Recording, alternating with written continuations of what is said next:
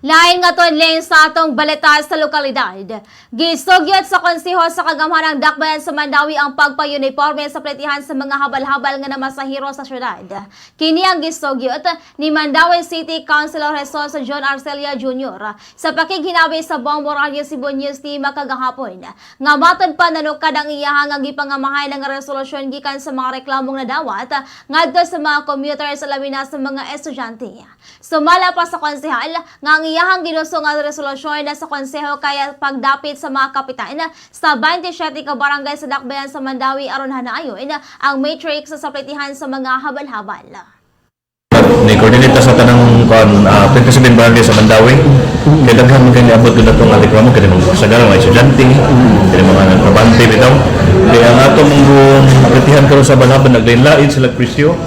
Ang uban mo pliti o may mga yu 25, ang uban ay 30, ang uban 35, ang uban 40, anak di mo to ni patawag na lang tao kuan sa buhat ng tag-resolusyon para sa mga barangay captains niya, ila lang i-apply nga to sa kuan sa mga barangay lang, sila lang mo patawag sa kada barangay sa mga presidente bito sa Habal Habal para ma-uniform kung pilagi ilang sakto yung nga Pletehan.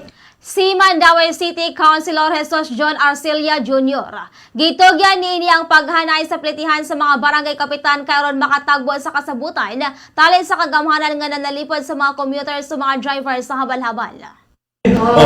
Mag-agad sila sa usay masabutan sa mga presidente ato sa mga barangay kasi sila na may mo kuan na mo coordinate sa mga balabal drivers ang tanang mga presidente. Kung pilay rate, kung pilay kasabutan maura gyud. Kaya uban mo pasaka man.